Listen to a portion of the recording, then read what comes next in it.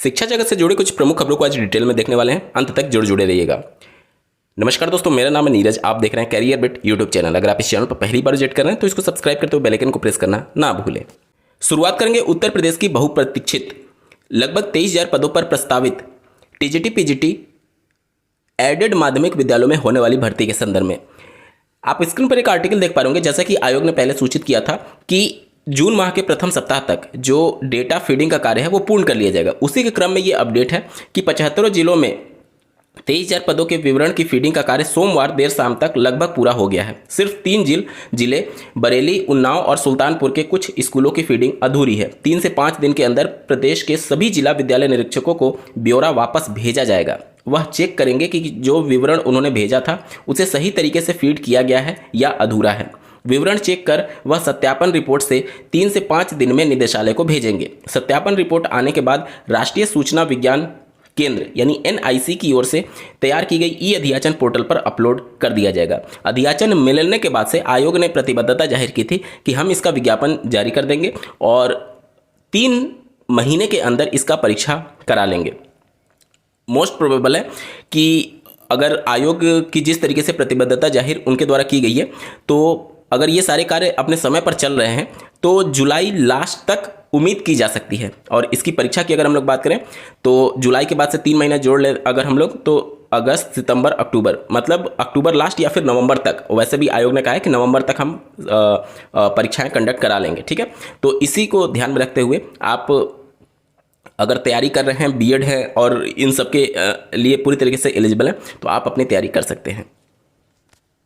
चलिए बढ़ते हैं अगली खबर की तरफ। बात करेंगे टीजीटी पीजीटी जो 2022 वाली भर्ती थी, उसमें सामाजिक विज्ञान विषय को लेकर के अभ्यर्थियों के द्वारा आयोग को एक ज्ञापन सौंपा गया है। जैसा कि आपको ज्ञात होगा, अंग्रेजी विषय में जो आउट ऑफ सिलेबस को लेकर के अभ्यर्थियों के मन में जो शंका थी, उसको लेकर भी आयोग के पास अभ्यर्थियों के द्वारा ज्ञापन दिया गया था कि कुछ प्रश्न जो हैं वो आउट ऑफ सिलेबस पूछे गए थे।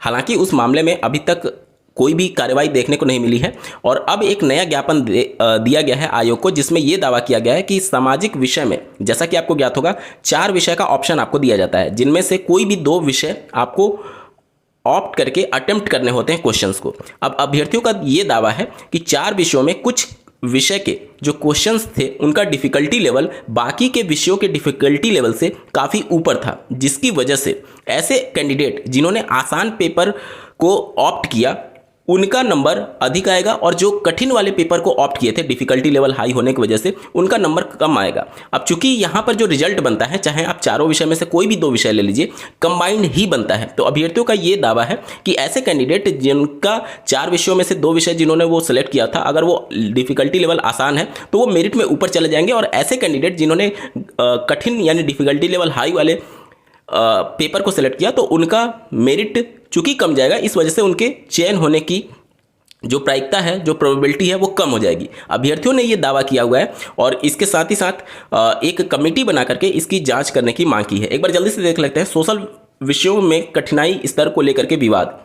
सहायता प्राप्त माध्यमिक विद्यालयों में प्रशिक्षित स्नातक भर्ती 2022 के सामाजिक विषय की परीक्षा में विभिन्न विषयों के प्रश्नों में कठिनाई स्तर की असमानता को लेकर के विवाद हो गया है। अभ्यर्थियों ने उत्तर प्रदेश शिक्षा सेवा चयन आयोग को ज्ञापन देकर के विषयवार कठिनाई स्तर के आकलन के लिए स्वतंत्र विशेषज्ञ समिति गठित करने, परिणाम में विषय एवं समायोजन आधारित चयन का पारदर्शी विश्लेषण करने और भविष्य की परीक्षाओं में समान कठिनाई स्तर के लिए मानकीकृत प्रणाली लागू करने की मांग की है। अभ्यर्थियों का कहना है कि टीजीटी सामाजिक विज्ञान की परीक्षा में 4 विषयों इतिहास, भूगोल, नागरिक शास्त्र और अर्थशास्त्रों में से 2 विषय चुनना होता है। दावा है कि प्रश्न पत्र में भूगोल की तुलना में इतिहास विषय के प्रश्न सरल थे। चूंकि मेरिट संयुक्त बनती है, इसलिए इतिहास विषय के अभ्यर्थियों को लाभ होगा। विषयवार कठिनाई में अंतर के कारण चयन प्रक्रिया की निष्पक्षता प्रभावित होने की आशंका है। लिहाजा परिणाम जारी करते समय विषय संयोजन आधारित विस्तृत विश्लेषण सार्वजनिक किया जाए ताकि चयन प्रक्रिया की पारदर्शिता सुनिश्चित हो सके। बढ़ते हैं अगली खबर की तरफ। जैसा कि आपको ज्ञात होगा, LT ग्रेड की शिक्षक भर्ती का जो विज्ञापन जारी हुआ था उसमें कुछ विषयों के सब्जेक्ट कॉम्बिनेशन को लेकर के अभ्यर्थियों के मन में कन्फ्यूजन था। उसी के क्रम में एक विषय था अंग्रेजी साहित्य का।